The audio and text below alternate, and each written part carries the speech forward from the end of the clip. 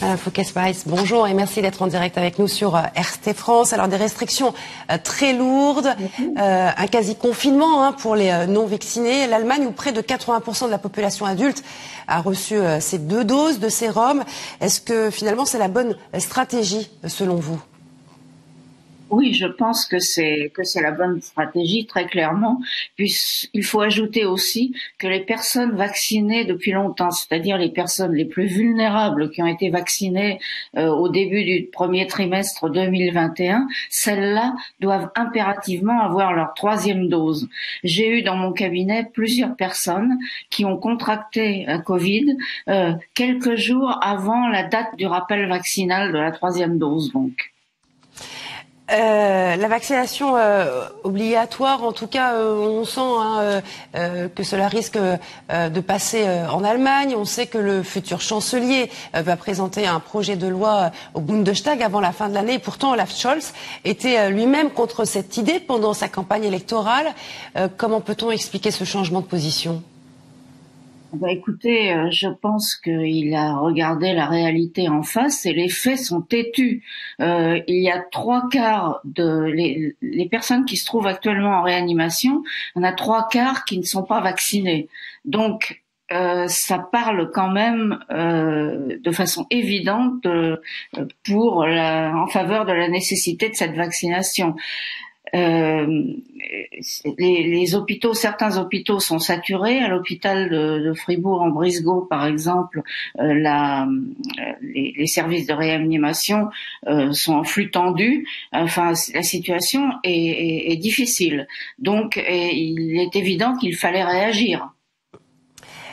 Du côté de la population, on a l'impression que cette obligation vaccinale divise.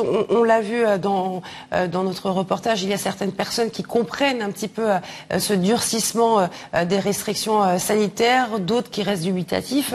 À votre avis, est-ce que ce texte pourrait facilement passer au Bundestag où il va y avoir débat ? Moi, je pense qu'en Allemagne, il y a toujours débat.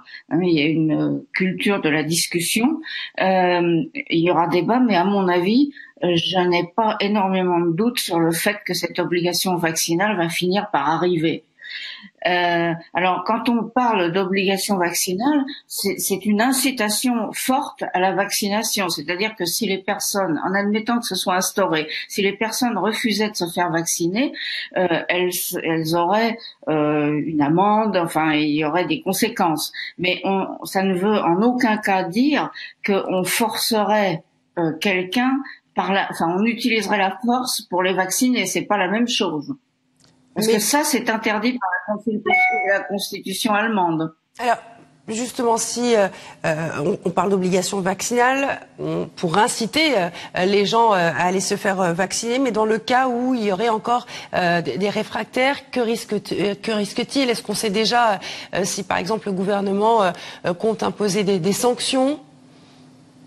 Alors, je pense que des sanctions sont envisageables, bien sûr, mais en aucun cas on ne vaccinerait les gens par la force.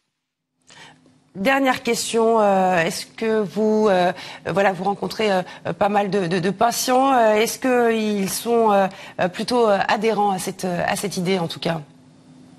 Oui, tout à fait. Une énorme majorité de mes patients sont favorables à la vaccination. J'en ai très peu qui ne sont pas vaccinés, mais ça doit être. J'ai quand même des centaines de patients par trimestre, et ça se mesure en une petite dizaine, voire 2 dizaines au plus.